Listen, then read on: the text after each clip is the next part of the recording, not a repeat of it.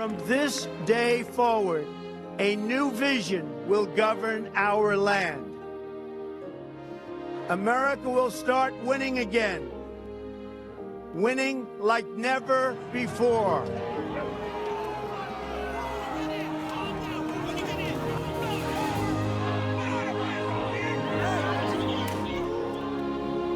Now arrives the hour of action.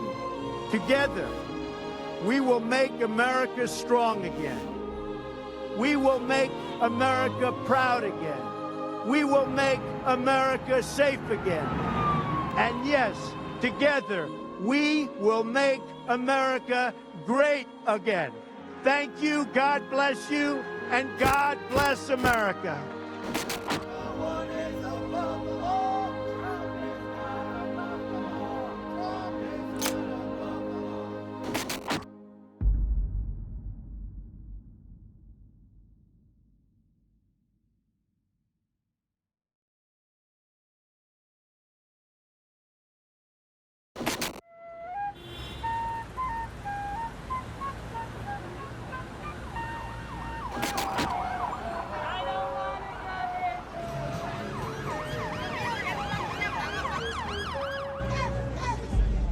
In 2023, Donald Trump's historic affair with porn star and actress Stormy Daniels came back to haunt him.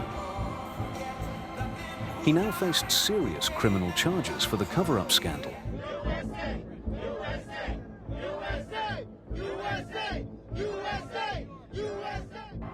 Shortly before the 2016 presidential election, Donald Trump's personal lawyer Michael Cohen paid Daniels $130,000 to deny that she had an affair with Trump a decade earlier in 2006.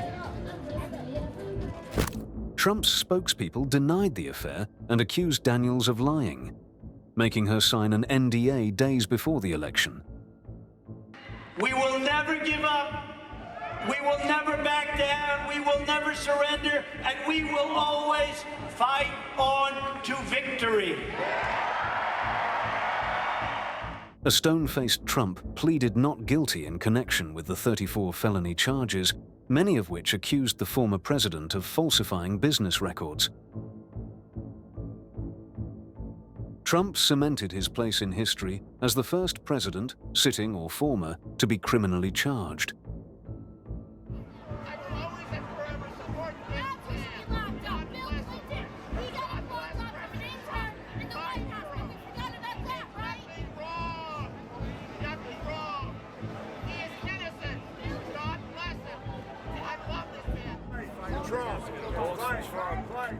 The 6-week trial commenced on the 15th of April 2024, but it was not without its dramas.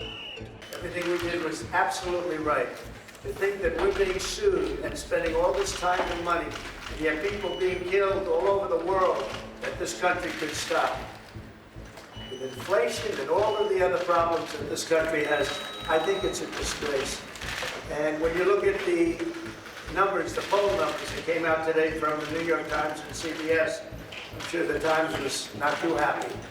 But people are sick and tired of what's happening. This is sad.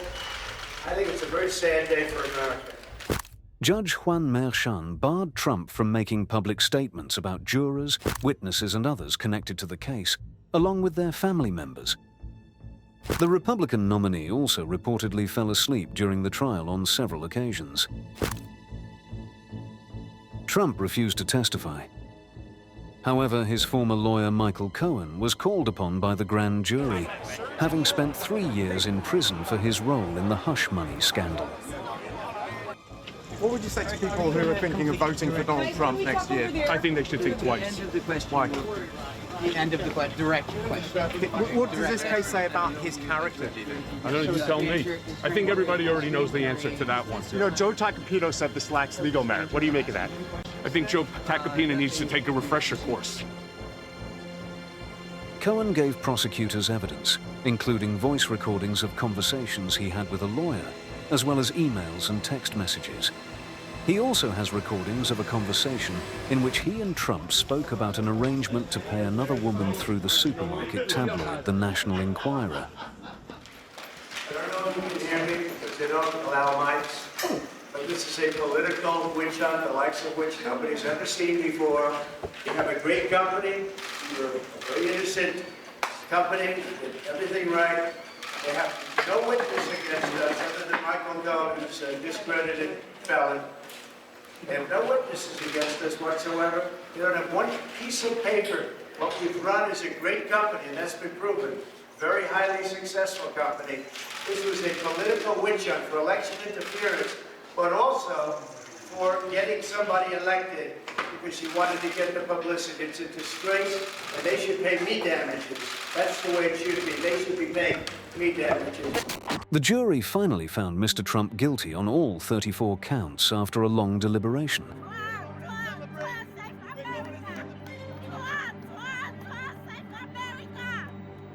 A storm erupted between the MAGA and Biden supporters in Manhattan.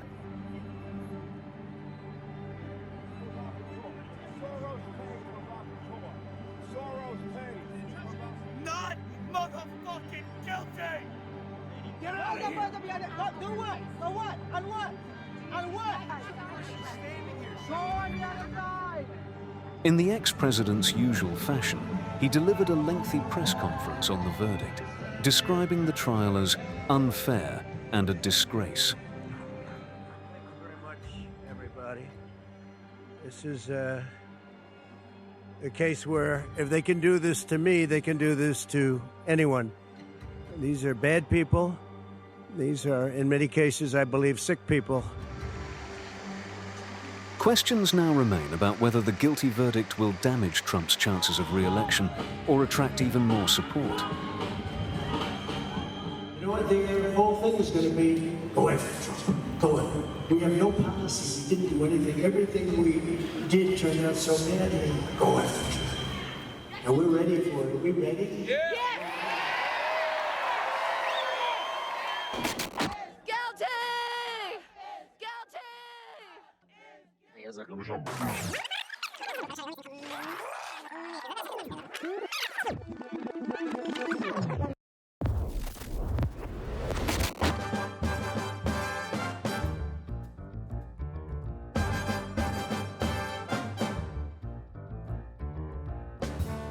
Welcome to New York City, the construction capital of the world.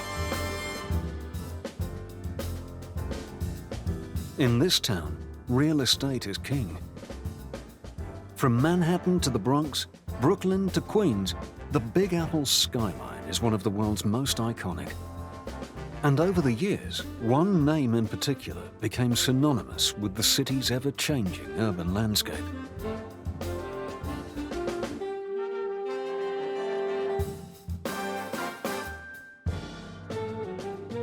From steaks to board games, Trump's never been afraid to attach his name to anything that could make him money. And by 2016, one building hadn't been bestowed in the Trump name, but this one wasn't in New York City.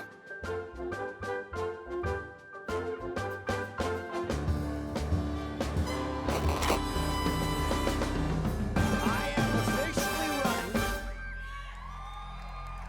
for President of the United States, and we are going to make our country great again.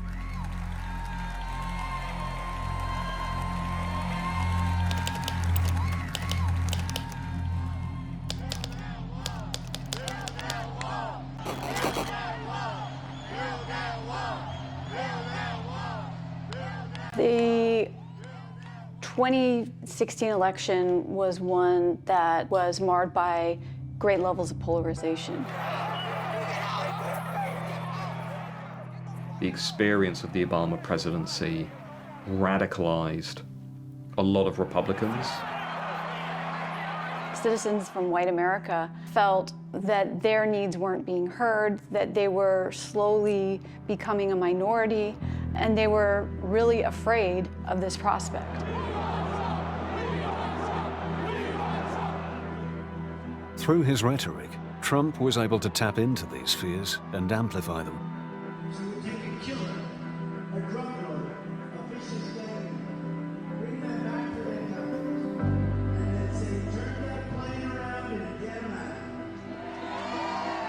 The environment in U.S. politics was pretty intense. It was already pretty polarized. There were already issues and the need to come together.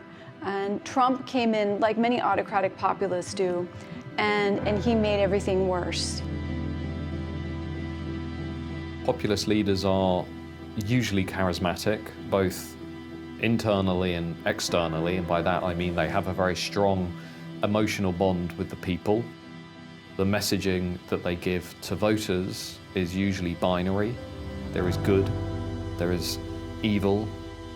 There is no room for ambiguity, there is no room for nuance, for complication.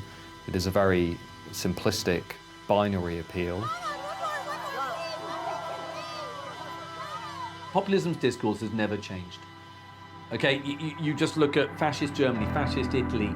It's that suspicion of other people, it's that hatred of other people that you think are going to represent a threat to your way of life and to your personal security. In many ways, the populism we see today is identical to the populism we saw 100 years ago.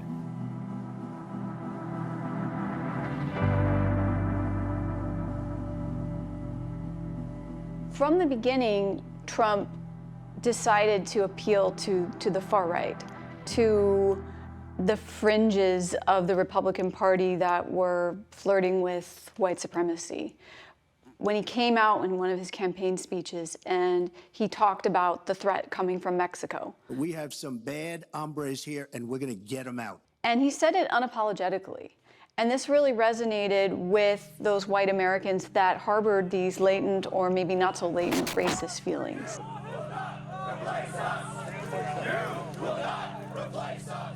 Now, typically with populist movements in the West, it's kind of white, working class, lower middle class people regarding their way of life or an imagined past being under threat by newcomers to that society. And when people are feeling poor, when people are feeling financially insecure, they're looking to blame someone. When Mexico sends its people, they're not sending their best.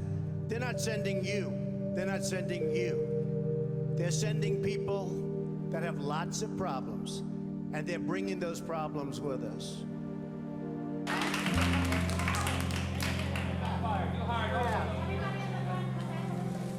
Members of the Republican establishment couldn't stand him. Everything he stood for opposed their own political ideas.